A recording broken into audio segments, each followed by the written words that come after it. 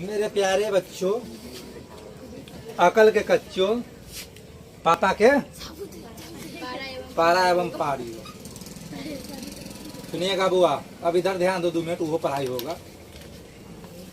इधर ध्यान दीजिएगा बुआ कि आज एक नया टॉपिक लेकर आया है ना। ये सवाल भी बहुत बच्चे को मन में रहता है कि भारत छोड़ो आंदोलन क्या है ना। बहुत ऐसे बच्चे हैं जिसको सही ढंग से जान नहीं पाते। तो आज भारत छोड़ो आंदोलन के बारे में हम क्या करेंगे, बात करेंगे, चर्चा होगा। बहुत सा बात है, ठीक है, संक्षिप्त में ही चर्चा होगा, विस्तार पूर्वक तो नहीं होगा। विस्तार पूर्वक करने बैठ जाएंगे तो महीनों लग जाएगा, खत्म नहीं होगा। इतिहास खत्म थोड़ी होता है ना। तो देखिएगा, भारत छोड़ो आंदोलन, सबसे पहले जान लीजिए कि भारत छोड़ो आंदोलन क्यों चलाया गया। ठीक, तो भारत छोड़ो आंदोलन भारत को आजादी दिलाने के लिए, भारत छोड़ो आंदोलन भारत को जल्दी से शीघ्र आजादी दिलाने के लिए, यहाँ पे नजर दौड़ाइएगा, यहाँ पे भी लिखा हुआ है कि भारत को आजादी दिलाने के लिए महात्मा गांधी द्वारा अंग्रेजी शासन के विरुद्ध यह एक बड़ा आंदोलन। इन आंदोलन को चलाने का काम कौन करने की कोशिश किए थे? महात्मा गांधी। कौन किए थे? महात्मा। अब भारत छोड़ो आंदोलन का एक ही मूल मंत्र था, करो या मरो। क्या था? करो या मरो। हालांकि महात्मा गांधी अहिंसक विचार के व्यक्ति थे। महात्मा गांधी अहिंसक विचार के व्यक्ति थे, लेकिन फिर भी इन्होंने जोश भरने का काम किया था। इन्होंने नारा दिया था, इनका कथन था करो या मरो। और ये नारा कब दिया था? ये नारा तब दिया था जब भारत छोड़ो आंदोलन, ठीक है, अपने चरम सीमा पर था और उनका क्या करना था? आगाज करना था। तो संबोधित करते हुए उन्होंने जनसभा में कहा था कि करो या मरो। करो या मरो का मतलब हुआ कि या तो देश के लिए कुछ करो या देश के लिए कुछ करते हुए मर जाओ, है ना। इसी में हमारी भलाई है। हमें तो, हमारे देशवासियों को भलाई किस में है? या तो कर जाओ या तो मर जाओ। करोगे तो आजादी हासिल करोगे, है ना। करने का मतलब यहाँ लड़ना था, और लड़ना किससे था? अंग्रेजी हुकूमत से लड़ना था। तो करोगे तो आजाद हो जाएंगे, आजाद होंगे तो हमारी आने वाली पीढ़ी क्या रहेगा? सुख चैन से रहेगा, है ना। हम तो गए ही है सनम, है ना।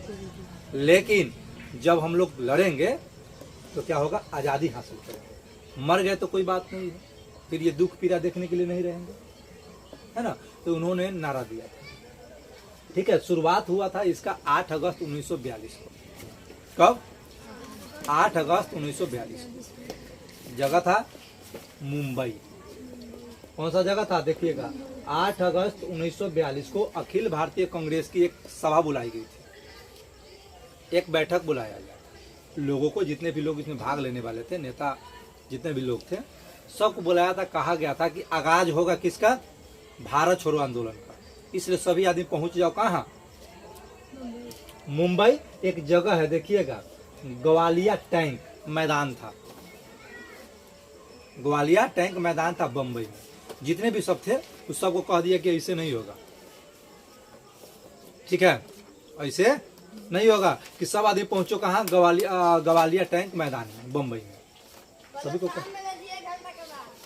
कह दिया गया। लोग आके ठीक है पहुंचेंगे, पहुंचेंगे।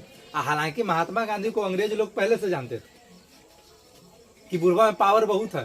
क्या है? पावर बहुत है। बिगुल बजा चुके थे, कथी? भारत छोड़ो आंदोलन चलाना है, अंग्रेजों के खिलाफ उसको भगा देना है भारत से, हमको आजादी हासिल करके रहना है, ठीक है। तो अंग्रेज लोग कहा कि बुढ़वा को छोड़ना नहीं, बहुत सारा तेज है। क्या है? बहुत तेज है, इससे बच के रहना, बहुत खतरनाक आदमी है।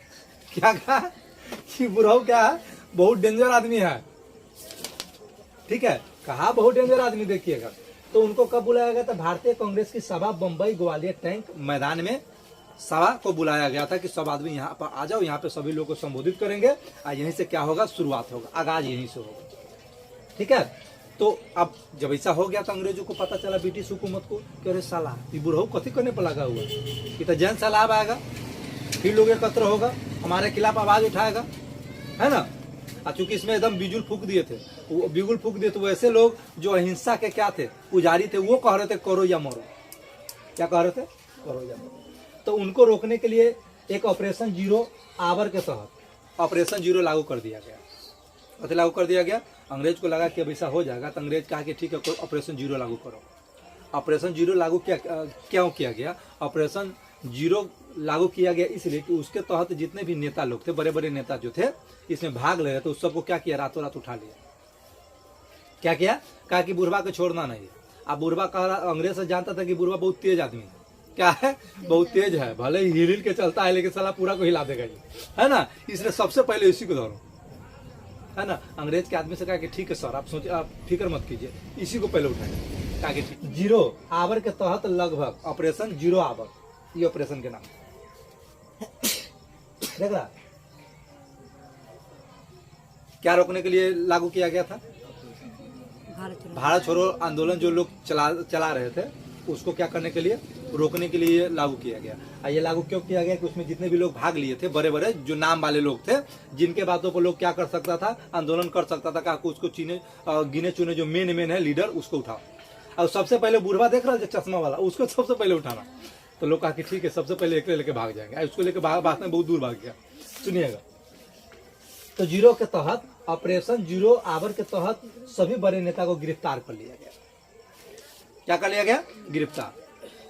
ठीक है, गिरफ्तार किया गया बड़े बड़े नेता को, सबको अलग अलग रखा गया, एक जगह नहीं रखा गया। कहा कि न साला एक जगह रखबो, न तू सब कथी करबे, विचार करबे, सबके सब जगह। ठीक है, तो सबका नाम दिया गया, किसको कहाँ ले गया। उसमें जो मेन है, और भी लोग गिरफ्तार हुए होंगे, लेकिन यहाँ पे मेन नेता के नाम दिखाया गया। देख लीजिए, महात्मा गांधी सबसे मेन ये था, है ना, सबसे लीडर हिटलर ये था। महात्मा गांधी, कस्तूरबा गांधी, सरोजिनी नायडू, भूला भाई देसाई, कहीं से भूल उल के आ गए होंगे। भूला भाई देसाई को पूना के आगा खां पैलेस में कैद कर दिया गया। जब पकड़ा नेता सबको, तो इन चारों को, महात्मा गांधी हो गया, कस्तूरबा गांधी हो गया, भूला भाई हो गया, है ना, सरोजिनी नायडू हो गया, इन सबको क्या किया? पकड़ करके पुणे में आगा खां एक पैलेस है, जहाँ पर कैदियों को रखते थे, तो आगा खां पैलेस में इसको क्या कर दिया गया? कैद कर दिया गया, बंद कर दिया। उसके बाद बच गया। अब सबको बुलाया गया था। कहाँ बुलाया गया था? मैदान में। हिलते डुलते सब पहुंचा था, ये सब पहुंचे हुआ था महात्मा गांधी के कथन पर। लोग भी पहुंचे हुए थे, तो इधर अंग्रेज भी दिमाग लगाया हुआ था, पहुंचने दे, साले को उठा लेना है। पहुंचेगा, क्या करेंगे? रातों रात उठा लेंगे, बस इस सब का आंदोलन जहां के तहां रहेगा। अंग्रेज दिमाग लगाया था।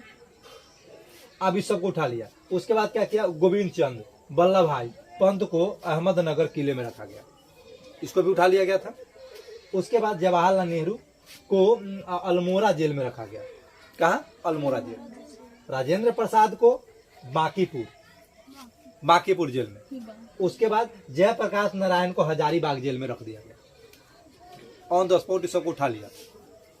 अभी आगाज हुआ नहीं था, कहानी शुरू हो गया था। ये सब सोचा ही था, अंग्रेज कर दिया। कहा कि तू सोच, बहुत उसे दिमाग लगल है। ये सब जितना नेता है ना, सब एकदम हिंडोले मारते पहुंचा था वहां पर मैदान में कि चल तो साला के अंग्रेज बाग खरीद देना है। ये सब एकदम हिलटे डुलटे गया था। आई कथी कर लगा रे, चलते रे फलना से आज साला का अंग्रेज के भारत छोड़वा देना है। ये सब एकदम हिंडोले मारते गया था जैसे गया था वैसे ने उसको उठा के ले गया। चल साले ससुराली तू, हमारा अंग्रेज भारत छोड़वा दे। कथी छोड़वा? भारत। साला तो दुनिया ना छोड़वा दे वो अंग्रेज। साला सा क्रूर था। इस एकदम हंसी खुशी से गया था कि अब लगता है कि जानते हम लोग आजाद हो जाएंगे। रे भाई बा, रे भोला भाई छे, ए भोला भाई छे, ए सरोजिनी नायडू है, कस्तूरबा भाभी है, चलो चलो चलो चलो चलो। महात्मा गांधी की पत्नी कहते चलो चलो चलो। है नेमीचंद के भाई होगा कहीं, गोविंद चंद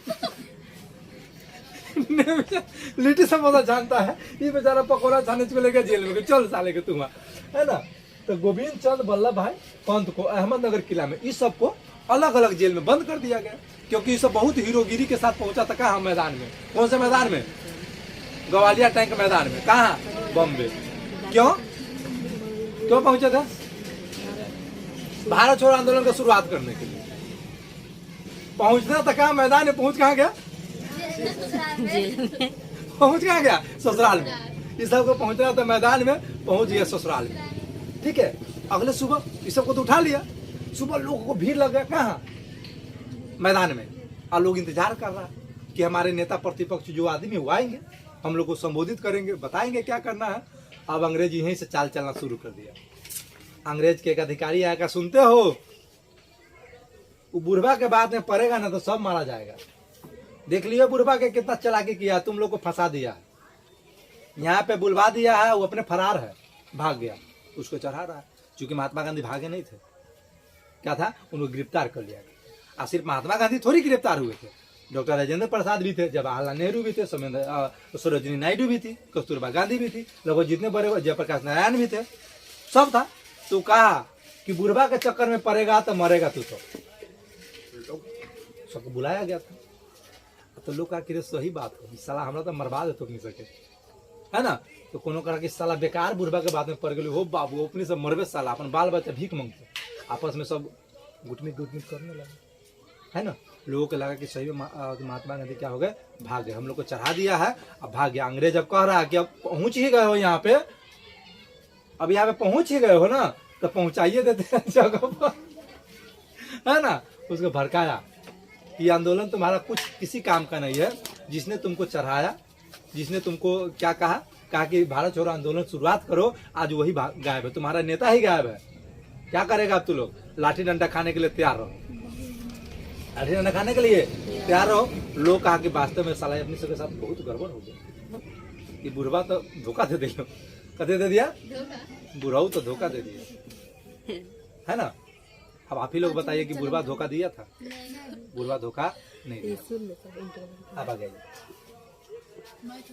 अब क्या हुआ, आंदोलन जब इन लोगों को जेल हो गया तो आंदोलन जो था नेतृत्व विहीन हो गया। नेतृत्व विहीन के मतलब पहले हम कहते कि नेतृत्वकर्ता किसको कहते हैं, कि जिसके देख रेख में कोई चीज होता है उसको कहते हैं नेतृत्वकर्ता। तो यहाँ जो नेतृत्वकर्ता जो मुख्य जो नेता थे वो सब कहाँ चले गए, अपने अपने ससुराली चले गए थे, है ना।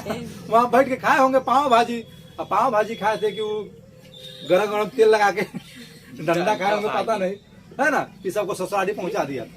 अब वो आंदोलन क्या हो गया, नेतृत्व विहीन हो गया। अब उनके देख रेख करने वाला कोई नहीं था। यहाँ पे ये अंग्रेज लोग जो थे भड़काने के काम कर रहे थे, किसको, लोगों को, ताकि लोग भड़क जाए, और भड़क के आपसे में मार काट कर आपसे में साला लड़ झगड़ बैठे, महात्मा गांधी को गाली दे, महात्मा गांधी को मारने के लिए खोजे, है ना। क्योंकि मेन तो वही था, और वो गायब थे, है ना। वो जहां से गायब नहीं थे उसको तो जेल बंद कर दिया था, लेकिन जनता तो ऐसा ही सोच रहा था। तो गुप्त रेडियो का संचालन बंबई में उषा मेहता करती थी। उषा मेहता नाम की एक लड़की थी, है ना। वो क्या करती थी, रेडियो संचालन करती थी। क्या, रेडियो संचालन, यानी कि रेडियो पर समाचार दिया करती थी।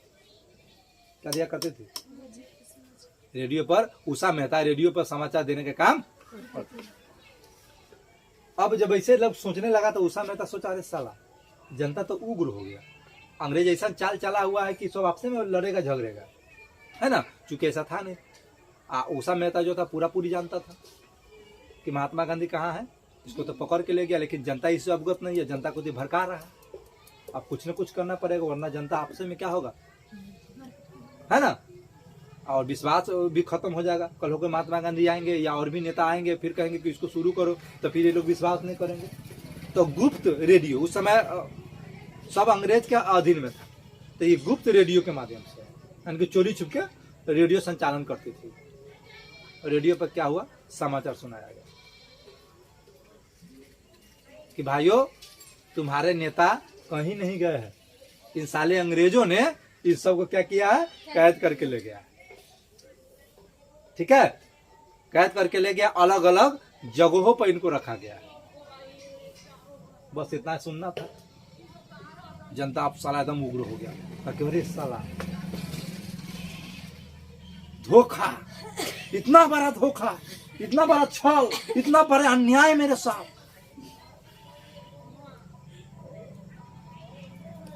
इंडिया बर्दाश्त नहीं करेगी। क्या कहा, इंडिया बर्दाश्त नहीं करे। ठीक है, कहा तो सुना, जनता सुन लिया। अब क्या हुआ, अब गुप्त रेडियो का संचालन सुनिएगा, बंबई में उषा मेहता ने किया। इसका एक अन्य प्रसारण केंद्र था, उसका एक और प्रसारण केंद्र था जहां से रेडियो प्रसारित होता था, वो नासिक में था। कहाँ खोला गया था? नासिक में। सुनिएगा, उषा मेहता और बाबू भाई पकड़े गए।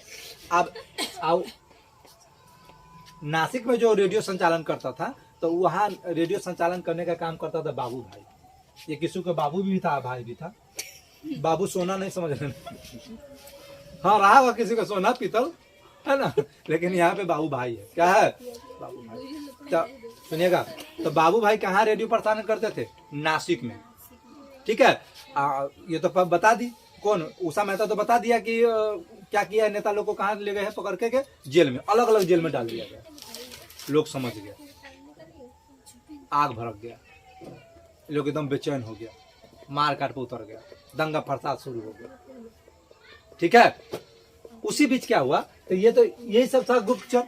तो उषा मेहता को और बाबू भाई को पकड़ लिया गया, पकड़ के 4 साल के लिए जेल कर दिया गया। कितने साल के लिए? 4 साल। ये सभी बैठा हुआ इंतजार कर रहा है, पहला दिन दूसरा दिन बीतेगा, सब बाबू सब निकलेगा या ना निकलेगा, कोनो ठीक नहीं। सुनिए, अब है तो उषा मेहता और बाबू भाई पकड़े गए, 4 वर्ष के लिए उसका क्या हो गया?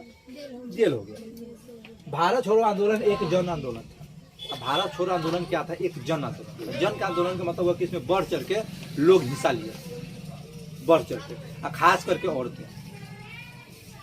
भारत के नारी सब पर भारी। क्या? भारत का नारी होती है बहुत बड़ा खिलाड़ी और प्रति हजारों हजार पर भारी।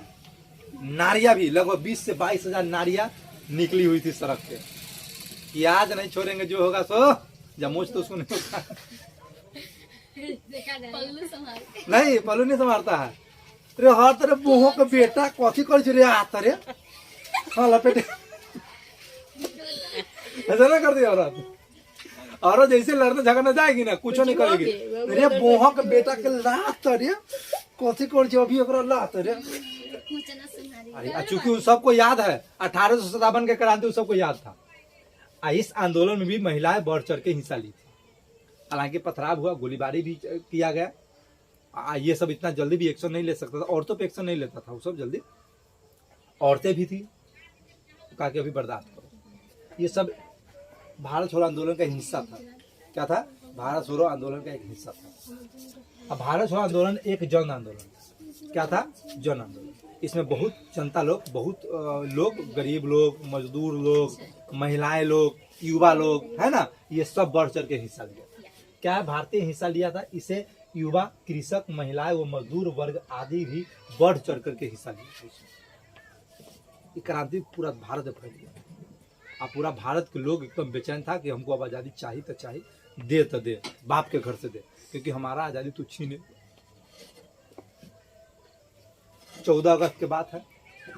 14 अगस्त के दिन क्या हुआ कि रसरा सब डिवीजन, कहाँ?